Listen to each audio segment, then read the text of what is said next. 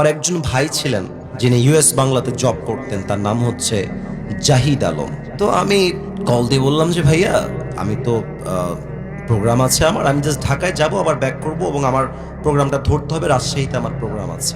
তো বললো যে ঠিক আছে স্যার, আপনি বলেন কি করতে পারেন। বললাম আপনি ফ্লাইটে টিকিট কাটেন, সকালে একটা, বিকালবেলা একটা। টিকিট কেটে দিলেন, নিজে টাকা দিয়ে কাটলেন। পরে টাকা ব্যাক দিব, কথা বললাম কয়েক মিনিট, ভাই টাকা ব্যাক দিব, কেমন আছেন, কি অবস্থা। তাগড়া যুবক মানুষ, একদম যুবক। তো ঠিক আছে, আপনার টিকিট কেটে দিয়েছি, টাকাটা না দিলেও হবে, সমস্যা নাই, রাখেন না, আমি তো আপনাকে ভালোবাসি আল্লাহর জন্য। তাই ভাই টাকা দিব, নাম্বার দেন আপনি আমাকে। বললো আমার এই নাম্বারে বিকাশ আছে, আপনি টাকাটা পাঠায় দেন। কি সুন্দর ভাষা, কি সুন্দর কথা। এয়ারপোর্টে গেলে ভিআইপি জায়গাতে বসাবে, আমাকে একদম প্লেন পর্যন্ত উঠায় দিয়ে আসে, যতবার চাই সালাম, গেলেই ticket confirm, boarding pass confirm, সব ওকে। ফেসবুকে জাস্ট ঢুকেছি, নর্মালি ফেসবুকে জাস্ট ঢুকেছি, দেখছি জাহিদ ভাইয়ের ছবি দেওয়া, আর উপরে লেখা আছে ইন্না লিল্লাহি ওয়া ইন্না ইলাইহি রাজিউন। ছবিটা দেখে আমার কলিজায় আঘাত লাগে। কয়েকদিন আগে কথা বললাম, 3-4 দিন, 5-10 দিন হবে। এই মানুষটা কেমনে দুনিয়ার থেকে বিদায় নিল, কেমনে সম্ভব? পরে পোস্ট পড়লাম, দেখলাম তানুরের যে রাস্তা আছে, বাইক নিয়ে আসছিল, একটা ট্রলি এসে বা কোনো একটা গাড়ি এসে মেরে দিয়েছে। বাইক থেকে পড়ে একটা চোটে, একটা আঘাতে জায়গায় শেষ হয়ে গেছে। এটাই দুনিয়া, একটা মুহূর্তের কোনো গ্যারান্টি নাই। আমি দোয়া করি আল্লাহ তাআলা আমার জাহিদ ভাইকে জান্নাতুল ফেরদাউসের উচ্চ মাকাম নসিব করে দিক। পড়ে সবাই আমিন। অতএব মাথায় রাখবেন, লাশ যখন দুনিয়ায় পড়ে থাকবে, আপনার নামে মসজিদের মাইকে এলান হয়ে যাবে। যখন লাশ আপনার কবরে রাখা হবে, একটা প্রশ্ন করব সবাইকে, উত্তর 95% পিপল রং দিবেন, ভুল দিবেন। তাই একটু ভেবে নেন, একটু ভেবে উত্তর দেন। বলেন তো, কবরের প্রশ্ন হবে মোট কয়টা? না 3টা না 4টা। মাশাআল্লাহ, অ্যাপ্রিশিয়েটেড, অ্যামেজিংলি অ্যাপ্রিশিয়েটেড, খুব ভালো বলেছো। মোট প্রশ্ন হবে 4টা। আমি বলবো, আমি কাউকে বাধাতে আসি নাই, অসম্মান করতে আসি নাই। বলেন সবাই, নগর ভাইরা, কবরের মোট প্রশ্ন হবে কয়টা? এক, আমি প্রশ্ন করব, আপনারা আমাকে উত্তর দিবেন। প্রথম প্রশ্ন, মার রব্বুক, তোমার রব কে? মাশাআল্লাহ, আরেকবার আওয়াজ দিয়ে বলেন সবাই, আমাদের রব একজন, তিনি কে? আল্লাহ আমার রব, এই রবই আমার সব। দমে দমে তনু মনে তারি অনুভব। তোমার দুনিয়াতে আমি যেদিকে তাকাই, অথই নিয়ামতে ডুবে আছি সবাই।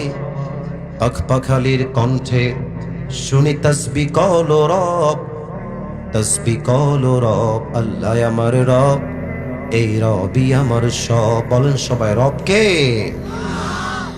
আওয়াজ নাই পামে, বলেন সবাই, রব কে? প্রথম প্রশ্ন শেষ। দ্বিতীয় প্রশ্ন, ওমান নবিয়্যু আতারিফু হাযা রাজুল, do you know this person, who is he? তুমি কি মানুষটাকে চেনো? এই মানুষ তোমার কে হয়? সবাই উত্তর দিতে পারবে না। না, সবাই পারবে না, অসম্ভব, সবাই পারবে না। আচ্ছা, একটু এটা হটাই। এবার এটা আমার মুখে কি? আপনারা সবাই বলবেন, যারা দেখছেন না, বলেন এটা আমার মুখে কি?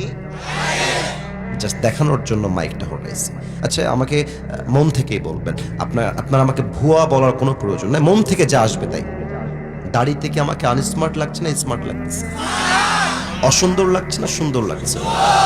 বলেন তো, আমার নবীর মুখে লম্বা লম্বা দাড়ি ছিল কি ছিল না? আমার নবীর মতো এত সুন্দর মানুষ সেকেন্ড কেউ পৃথিবীতে আর কেউ কি হতে পারে? যাদের চেয়ে সুন্দর তুমি, নবী আমার কমলিহিওয়ালা। দো জাহানের বাদশাহ তুমি, প্যারা নবী সাল্লে আলা। দো জাহানের বাদশাহ তুমি, প্যারা নবী সাল্লে আলা। যাদের চেয়ে সুন্দর তুমি, নবী আমার কামলিহিওয়ালা। সুবহানাল্লাহ পড়বেন না আপনারা সবাই? আমার নবী যদি দাড়ি রেখে সুন্দর হতে পারে, আমরাও কি সুন্দর হতে চাই না? আমি জানি তোমার দাড়ি নাই, তুমি লজ্জা পাচ্ছ, লজ্জা নাই, বলো আমরা সবাই সুন্দর হতে চাই না? আমরা সবাই বীর বাহাদুর হতে চাই না? চাই না? নিয়ত করেন যে আজ থেকে আমরা সবাই মিলে চাপ দাড়ি রেখে দেব। বলেন সবাই ইনশাআল্লাহ। 3 নাম্বার প্রশ্ন, ওয়ামা দ্বীন, আমাদের ধর্মের নাম কি? তিনটাই শেষ। ফেরেশতা বলবে কি ব্যাপার, তুমি তো একটাও আটকাও না ভাই, ব্যাপার স্যাপার কি? এত কিছু শিখেছো কই থেকে? ওমা ইলমুক, তোমার জ্ঞানের উৎস কোথায়? মাশাআল্লাহ। আর একবার জবান খুলে জ্ঞানের উৎস কোথায়? আল্লাহ বলবে এই ফেরেশতা আর কত? স্টপ স্টপ, কিফ, থামো। আমার বান্দা প্রত্যেকটা উত্তর দিয়ে ফেলেছে, যাও আমার বান্দার কবরটাকে তোমরা এখনই জান্নাতের বাগান বানিয়ে দাও। আর একটু জোরে বলুন সবাই সুবহানাল্লাহ।